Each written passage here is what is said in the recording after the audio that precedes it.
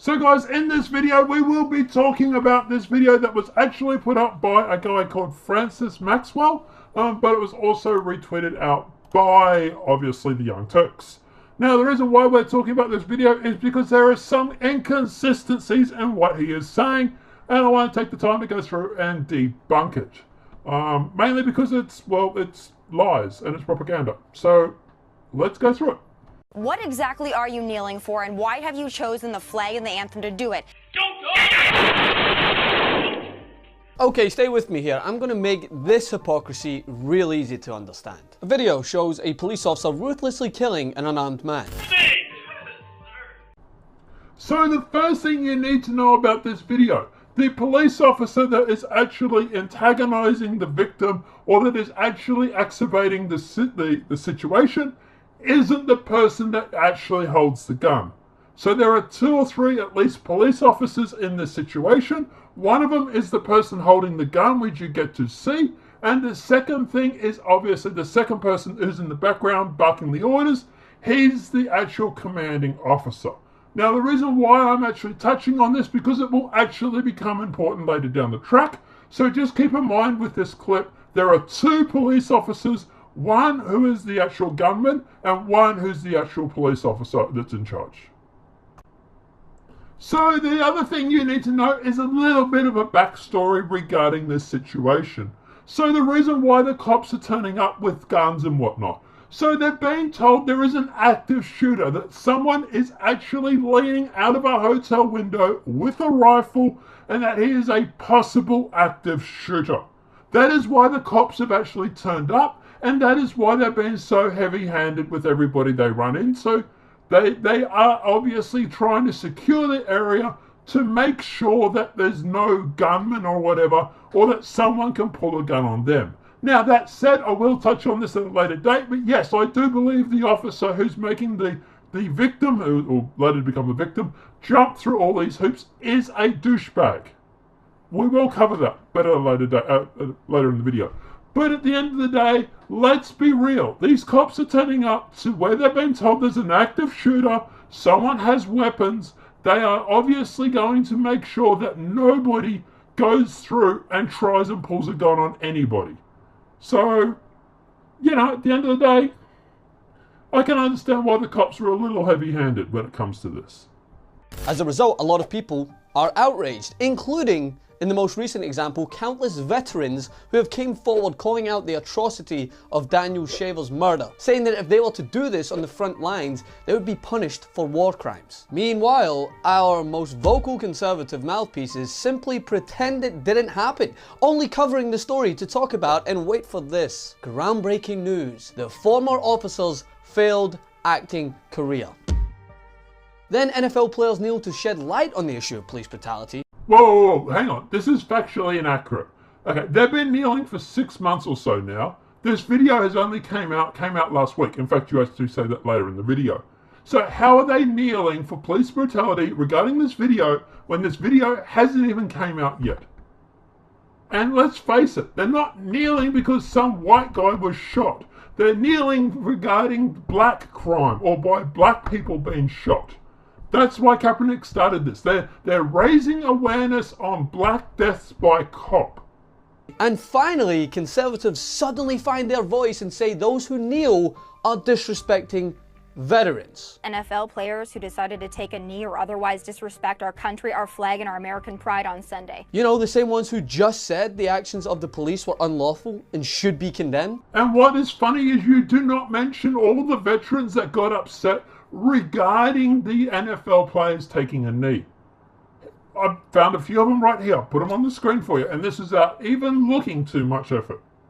Why didn't you mention these? Oh, that's right, because it blows a hole in your argument. Yes, NFL players, some NFL players got upset over the police brutality and said that they would be, guess what? They're right. They are exactly right. They would be. And guess what? The person, the police officer that shot the guy, wasn't actually the one barking the orders in the background. He wasn't the one actually making the situation worse by making him jump through all these hoops. Which is also something you still have not mentioned. Ladies and gents, welcome to 2017 America. Welcome to the hypocrisy. After the footage of Daniel Shaver's death was released last week, we were reminded yet again of the continued, and more often than not, lawfully permitted militarized actions of the police in the United States. What do you mean lawfully permitted? I'm sorry, but I do not know of any time where it is completely acceptable by the police officers to shoot somebody because they got an itchy finger or whatever it may be. At the end of the day, yes, there are accidents that do happen, and guess what?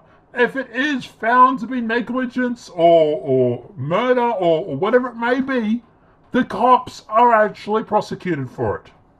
But it's not legally permitted, as you just stated in the video.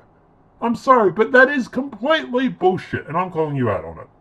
People were incensed. I was incensed. I still can't get the video out of my head. But here's the thing. I, and most people who took the time to listen to why someone like Kaepernick knelt, understood that this was the reason why. A reminder was not really necessary. Police brutality is an issue. Okay, let's get one thing straight. Kaepernick isn't going through and protesting violence against whites. He is protesting against police brutality on black citizens, okay? So let's not go and sugarcoat this. And at the end of the day, if you go through and have a look at some of these instances where the Black Lives Matter and Kaepernick have cited for the reason why they're kneeling, you will go through and find that a lot of these cases have actually been debunked. For example, the poster boy for Black Lives Matter, Michael Brown. Now, if you go through and you actually have a look, the narrative has been questioned when St. Louis County grand jury could not confirm the testimonies. And recent release Department of Justice investigation concluded the same.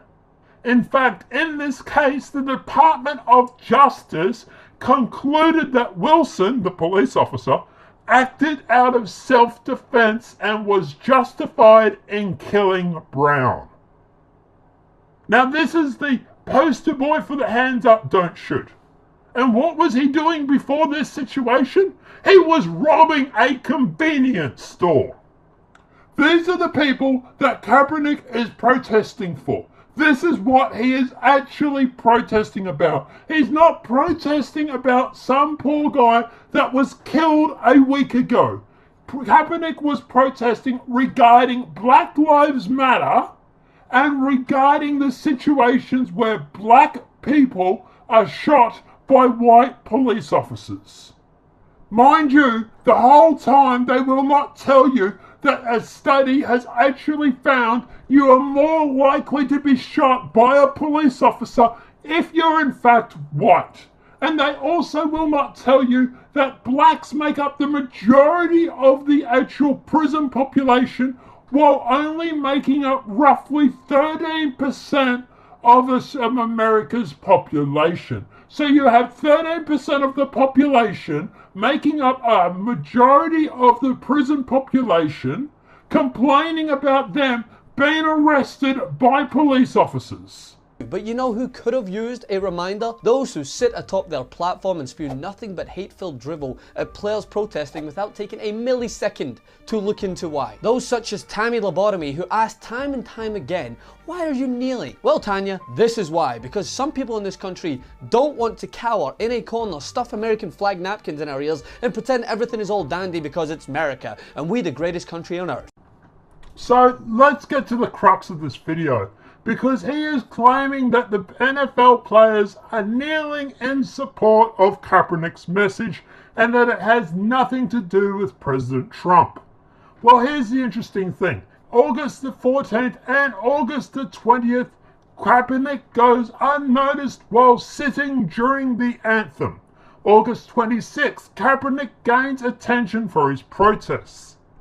Also on August 26th, Kaepernick told the media after the game he sat because of the oppression of people of color and ongoing issues with police brutality.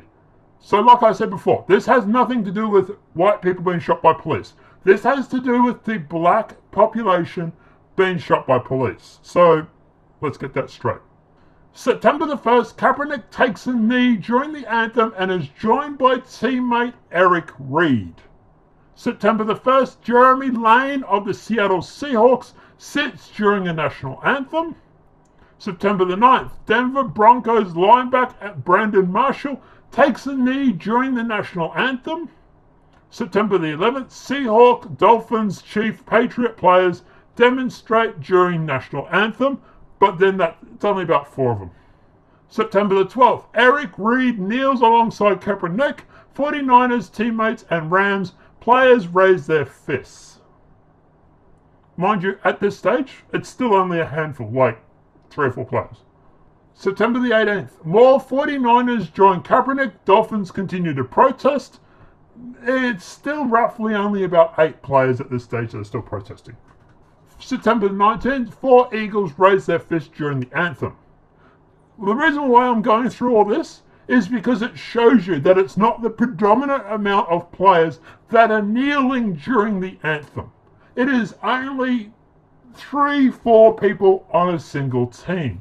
And in fact, it wasn't until Trump's strongly worded criticisms of the NFL at an Alabama rally until the players seemingly joined in on the protest.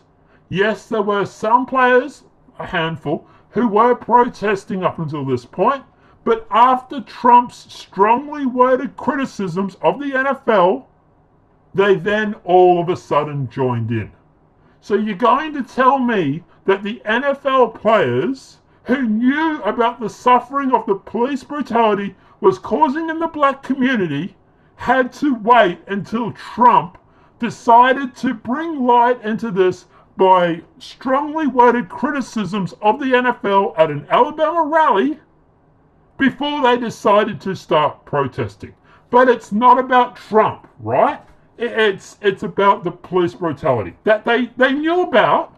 They didn't decide to protest, but it wasn't until Trump mentioned it at the Alabama rally, then they decided to protest.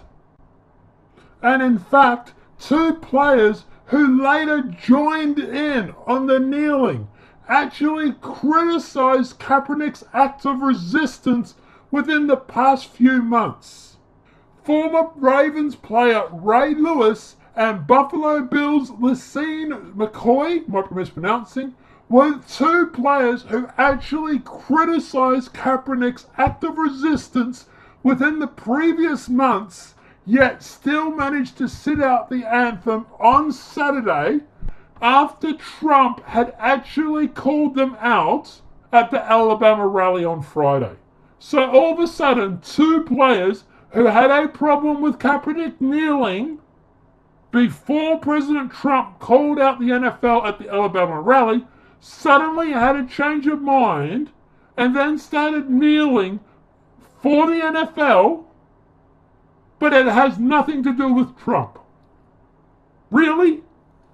Because we don't think it's normal that an unarmed, begging, crying man is still sentenced to death at the hands of law enforcement, who then walks free. I'm sorry, but if you're talking about Daniel Schaefer here, you are using a video footage of a white guy being killed by a white police officer to justify why the NFL are kneeling regarding black people being shot by white police officers. You haven't even got the right races in this video to be using that. And also talking about that, even if, for some reason, Daniel Schaefer was a black guy who was shot by a white police officer, you are forgetting the fact that he actually reached behind his back while he was being instructed by police. And he was told not to reach behind his back one more time or there would be a, quote, severe possibility of him being shot. And in fact, to sum up this video, I'm just going to play something that Phil DeFranco says. I'll play it now. But my personal takeaway from this is most of the blame here should fall on Sergeant Charles Langley. He was the person in control of the situation. He was definitely the person escalating the situation. In between shouting threats, he was playing some weird game of Simon Says. We've also seen others in law enforcement criticize the orders being given. Asking someone to crawl forward to you with crossed ankles is not a standard safe arrest practice. Some saying Shaver could have just stayed on the ground ground with his hands on his head. They have enough officers to arrest safely that way. When on his knees, he could have been told to turn around so they could check his belt line. When he was looking away, they could tell him to lift his shirt. But unfortunately, what actually happened was after countless taunts and threats and just screaming and barking of bizarre orders to a man that was very drunk, he ended up making the mistake of reaching back. And that guy's dead. And that's actually why, personally, I think that Brailsford is less responsible than his sergeant. Brailsford was put into an escalated situation where he personally didn't have enough information to know if there was a weapon there or not. Because of his sergeant, and a jury has now decided because he was in that situation, he was legally justified. Meanwhile, Sergeant Charles Langley has just quietly retired. It's just another insane and horrifying situation. That is what I actually 100% agree with.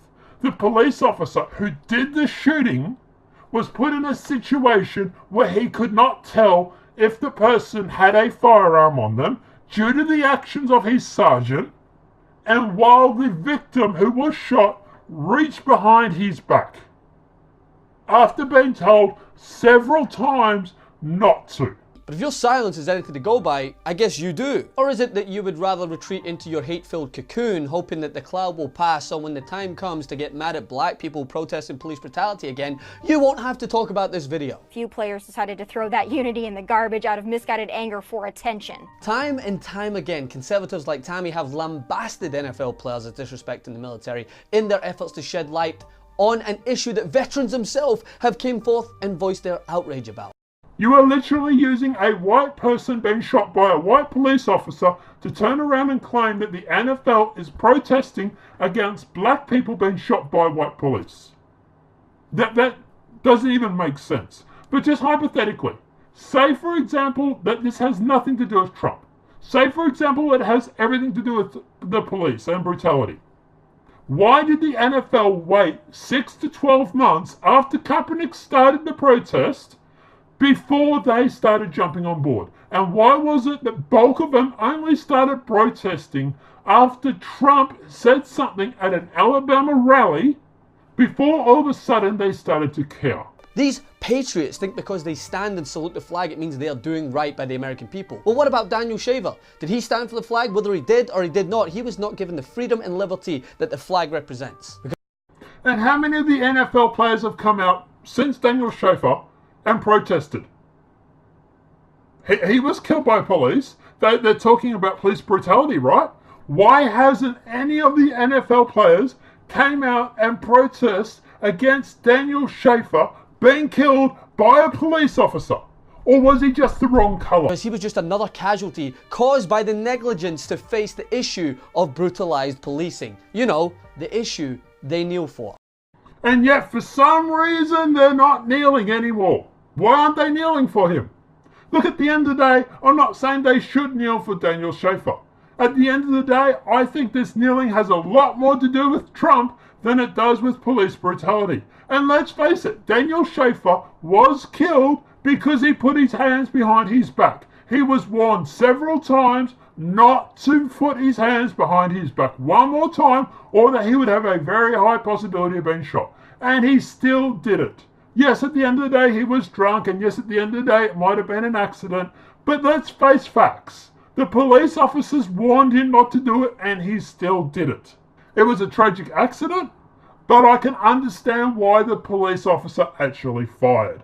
He did not know whether this person had a gun due to the actions of his sergeant, who actually should be more responsible than the police officer, and he saw a guy put his hands behind his back. But that's the end of the video, guys. Let me know what you think in the comment section below. Do you think that the original video creator was right? Do you think that I was right? Let me know what your thoughts are and why. If this video has been helpful, please smack a like. If you're new to the channel, welcome and subscribe. And apart from that, guys, I'll see you in the next demonetized video from YouTube. Have a great day and enjoy.